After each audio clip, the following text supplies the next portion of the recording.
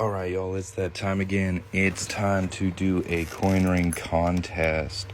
So for this contest, we're doing quarters with a 3/8 inch punch.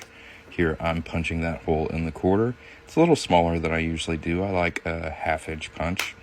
We're going to pop our coin off of here. By the way, this is a 90% silver Texas quarter. It's very pretty. And we're just going to clean up that inside cut edge here with a deburring tool.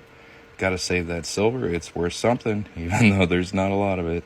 And we're just going to clean that up nice and smooth, heat it up, make that silver a little softer, and quench it. That's nice. Then we're going to start our first fold. This is a doming block and a ball bearing. Heat it up again to get it soft. As you work on it, it hardens up. So you got to keep annealing. Then we're going to do our second fold. This is a 17-degree die and a 17-degree cone. Some of my favorite tools. And we're going to anneal it again and quench it. Nice. It's coming along very nicely. We're going to sand that cut edge, make sure it's nice and smooth. This is where most coin ring problems start. If that edge isn't smooth, you got problems. Here we're stretching the ring out a little bit. I like to turn it and flip it over so the pressure is always on a different part of the ring. That way it folds nice and evenly. Here we're heating it up again to make it nice and soft, and the quench.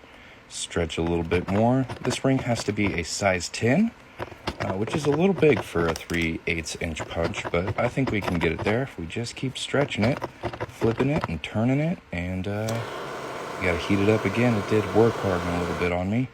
There's that quench, and we're gonna stretch it. I think this is probably the last time we're gonna need to stretch it. That should be about a size 11, I think.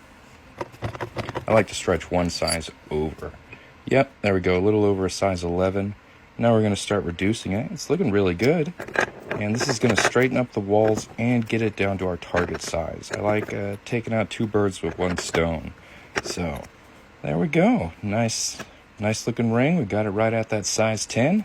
Now we just got to clean it up. I like to use 4-0 steel wool to knock that fire scale off of there. And you just got to put a little elbow grease in it. You got to clean up the inside too. That's the tricky part. And we just scrub, rub, get all that fire scale off of there, and the shine is back. Look at that silver. Let's polish it up a little bit. These are just plain old jewelry polishing cloths I picked up at Walmart. They work really good. So we're going to give it a good, strong polish all over and make it nice and shiny. Look at that thing. Oh, yeah. Now we're going to pop it in this pick hole to get off any of the fire scale I couldn't reach. It's been in there for a couple minutes. We're going to rinse it off and...